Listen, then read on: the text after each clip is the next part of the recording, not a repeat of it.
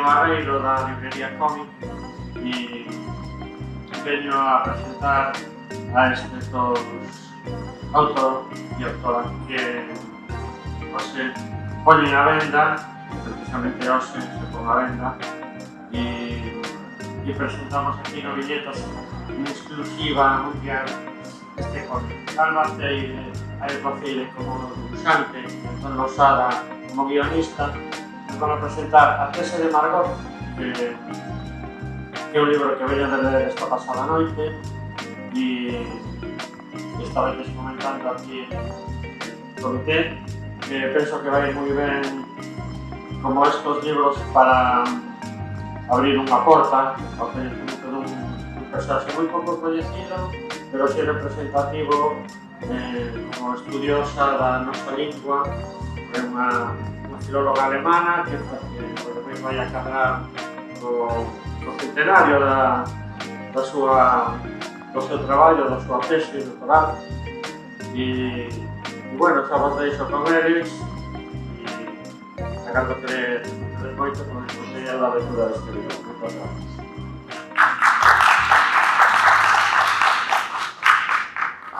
Que tal? Boas, non sei se escoitas, sí, escoitase. Bos días e grazas pola asistencia. Vou comezar eu, e depois xa vai aí a dar real ao tema dos debuxos e demais. Como ser guionista e tamén editor, quero agradecer en primeiro lugar a Viñetas por nos convidar, ao Concello da Coruña por entrar como colaborador da obra. Tivemos institucións que non fixeron moito caso a este traballo, pero tamén teño que dicir que no anterior fun coeditor ca Universidade da Coruña, tamén quero dicir que esta vez non funda mal na Universidade da Coruña, pero tamén lles agradezo o interese, porque todas as institucións que sí que amosou interese, ainda que decidí por circunstancias afrontar eu mismo a edición en solitario deste traballo.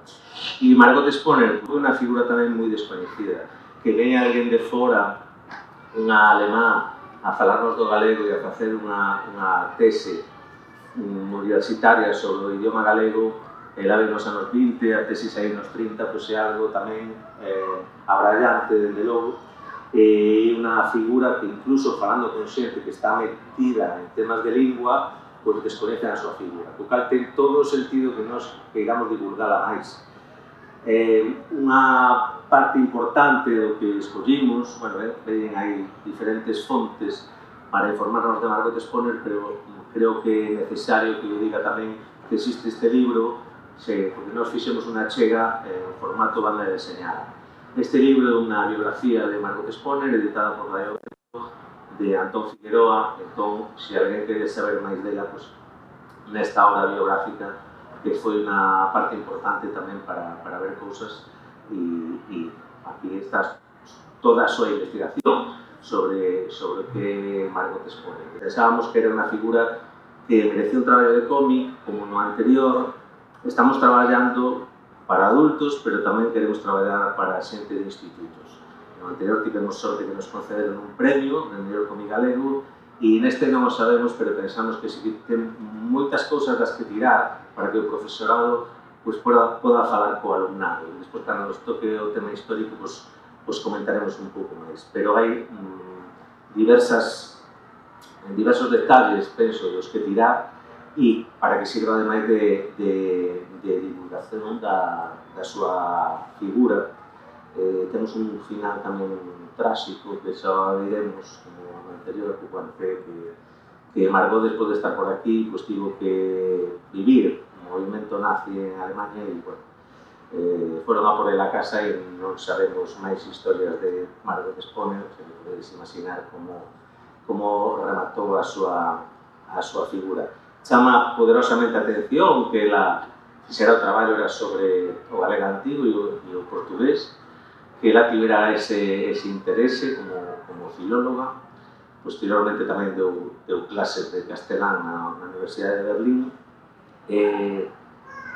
Todo ese percorrido que xemos facer, nós parámonos moito na parte galega, porque tamén temos na parte final o do nazismo, e eu, como amante do deporte e que conhece a miña trayectoria, non podía deixar pasar que eu vi nun sitio, non vos lo puedo dicir ao 100%, pero vi nun lugar que fora traductora dos Xogos Olímpicos, de Berlín 36, e bueno, tenía que aproveitar ese momento para ver unhas pasiniñas que ademais nos sacaban un pouco de outras situacións do cómic e creo que podían chamar a atención e a mí me gustou colocarlas nunha época, bueno, estes xogos foron moi monopolizados tamén polo réxime nazi.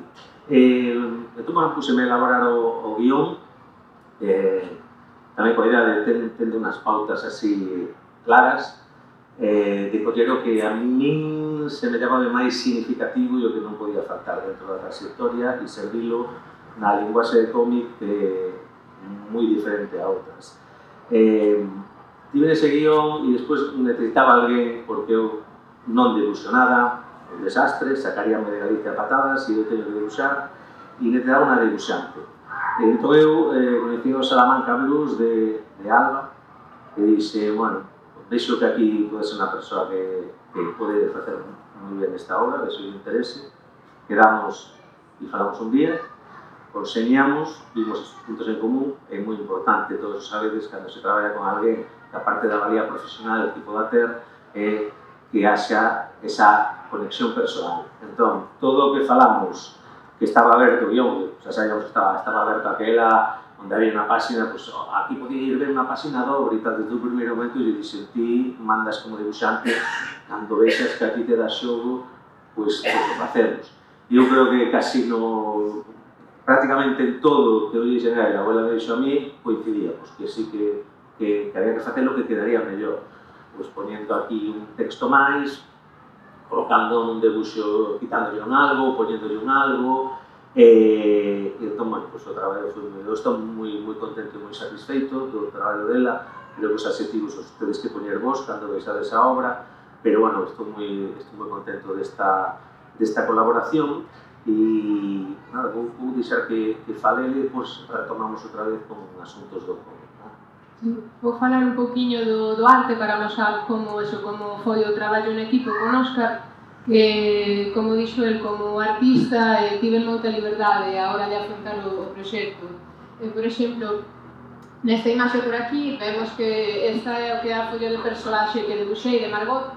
Non había moita documentación porque de Margot pues, bueno, destruíron a maior parte da documentación e somente había 2 fotos. Así que, baseada nesas fotos, diseñei a personaxe e tamén estive investigando bastante o que era a moda de Alemanha na época. Considerei que Margot era unha muller inteligente, profesora da universidade, un pouco clase acomodada, unha muller moi tirada para diante, que emprendeu unha viaxe ela só a Galicia para crear este persoaxe que reflexara estes conceptos.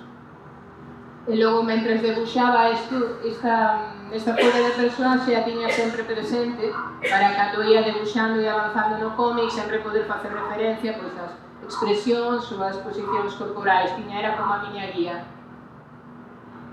Isto para mostrar un poquinho que o proceso deste traballo en equipo é a páxina esbozada, so cando Óscar enviaba o guión, eu facía estes esbozos que lle enviaba para que ele os aprobara. Había as veces que decidíamos que era necesario algún cambio, algunha viñeta a mover para aquí para lá, e unha vez que tiñamos un poquinho unha conversación para asegurarnos que a narrativa visual reflexaba o que era o carácter e a idea do seu guión. E unha vez que isto estaba aprobado, pois eu xa comezaba a facer o debuxo final con un pouquinho máis de detalle, entraba en cor.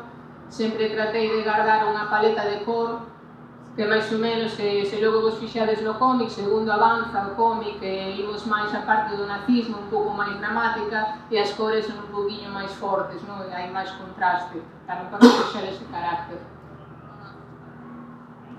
E aquí quixen traer unha selección de imaxes porque, sendo un cómic histórico, o que é a parte de investigación visual foi tamén moi importante. Por unha parte, o que era, dende logo, Antón Figueroa, a investigación histórica, pero o que era toda a recopilación de imaxes era moi importante para poder reflexar o que eran distintos espazos, distintos personaxes. Non era o mesmo a vestimenta da xente nunha cidade galega que nunha aldea, ou que na Universidade de Berlín, ou que nunha estación de Madrid, que tamén sai.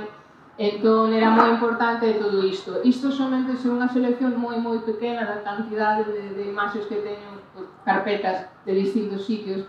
E aquí as que trouxen son máis ou menos algunhas das de Galicia, pois imaxes do Cebreiro, hai unhas esteas bastante importantes do Cebreiro, porque Margot estivo por ali bastante, hai tamén aquí pois forno de leña, a Torre de Hércules, por exemplo, naquela época pois tiña esta caseta que agora non está, entón investigando un pouquiño, tamén había unha parte que era a corroboración histórica, asegurarme que cando atopaba estas imaxes que eran realmente na época na que Margot había estado vivendo.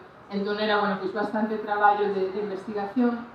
Sí, sempre toca, nos cómics históricos sempre tes que ir un pouco a procura, non te vas a inventar a situación, non vas a inventar, como ele decía, Torre de Hércules, decimos agora, pero claro, nesa época estaba noutro momento, nas Olimpiadas, tamén te mandara un pouco de situación, sempre, bueno, é fundamental traballar con fotografías. E tamén moita conversación, aparte de eso, cando eu atopaba imaxes tamén, antes de utilizalas como referencias, comentaba con él, o enviaba, mira, topei esta, que che parece? Ah, pois sí, pois non, pois eso, sempre unha conversación constante, se diría que este cómic é moito eso, traballo en equipo e conversación todo o tempo.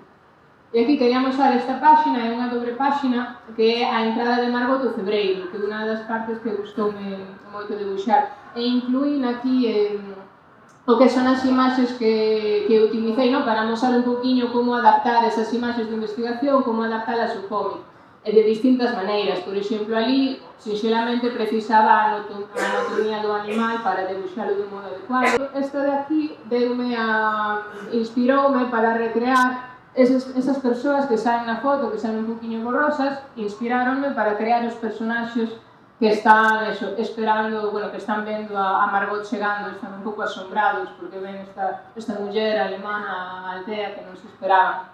E aquí na esquina, non sei se o vedes, pero aquí na esquina, en branco e negro, aparece unha foto que a mí gustoume moito. Esta é unha fotografía de Ruth Matilde Anderson. É unha fotógrafa estadounidense que é un poquinho parecido a Margot. Ela viaxou a Galicia e a Asturias para fotografiar o rural, tamén na época na que Margot estivo en Galicia. Entón, esta é unha foto que ela sacou dunha muller labrega e inspireime nesa fotografía para diseñar a personaxe desta páxina. Tamén un poquinho como un guiño o traballo das mulleres en investigación, en documentación en distintos ámbitos, Margot na lingüística e Ruth na fotografía, como para crear este imaginario. E aquí con esta imaxe gustaríame un poquinho amosar o que é este traballo que facíamos todo o tempo, que esa é o que é a páxina de Óscar, o seu guión, unha páxina do cómic, que era o que eu recibía, e en base a isto, pois ia lindo e iba imaginando como poder crear, distribuir as viñetas. E hai un par de curiosidades que quería mostrar, o que é a gaiteira que sae na esquina, nesa viñeta. Tamén é un pequeno guión, cando estive facendo a investigación, atopei unha gaiteira chamada María Aurea Rodríguez Rodríguez, a primeira gaiteira documentada de historia. É o meu guiño tamén a esa muller, cando facía investigación, tamén documentaba bastante, e tamén viviu máis ou menos na época. Imagino que non estaría precisamente nesta dela, pero bueno, é un pouco o meu guiño, ir metendo tamén mulleres relevantes da historia. Chega de Berlín, que era onde ela traballaba, chega o nazismo cada vez con maior forza, e bueno, ela está vendo que isto non vai traer nada ao país e ela vai lutar con as súas forzas contra esa ideoloxía. E outros personaxes históricos, Vicente Risco, porque claro, Margot, cando estivo aquí, estivo coa xente da xeración. Nos chegamos a Risco como representante, porque sabemos que fora visitala, isto, sobre todo, porque Risco é quen propón a Margot que faga un artigo en Nos, que tamén aparece recollido ali, e unha parte do artigo que a mí me interesaba, entón ela acepta e fai o artigo de Nos. Tamén sae Menéndez Pidal, o lingüista, sai Felipe Fernández Armesto, que despois foi máis coñecido como Augusto Sía. A súa trayectoria cando era Felipe era unha cousa e rematou con Augusto Sía sendo outra. Bueno, daquela tamén unha persoa que coñeceu a Margot e que estaba pola universidade. Quixen salientar no artigo ese nun momentiño, porque ela xa decía nese artigo nos anos que daba un pouco de mágoa que o galego que se estaba a falar aquí estaba un pouco deturpado por expresións en castelán. Mirade como é, nos anos 30 ela xa decía iso. E despois todo o que foi sucedendo. Entón eu quixen salientar en concreto esa parte do artigo que vai tal calé no galego da época como escribían eles e unha parte tamén que temos no libro. Estas partes históricas tamén que nos dan máis raridade e nos dan outros personaxes que tamén poder investigar e eles estaban moi ledos de que unha persoa como Margot claro, fixera esa investigación que non fixera ninguna persoa galega e por iso aí caeron nas páxinas de Nos. Eu quero rematar con unhas palabras dela. Debo falar dun canto que me produciu o país galego, posto que a fermosura da paisaxe se une a bondade e simpatía dos seus habitantes que produciron na miña alma unha emoción que nunca esquecerei. Como nos dixen, sempre quedamos no corazón de Margot e eu creo que Margot debe quedar no noso e por eso facemos a nosa incursión no mundo do cómic da súa figura.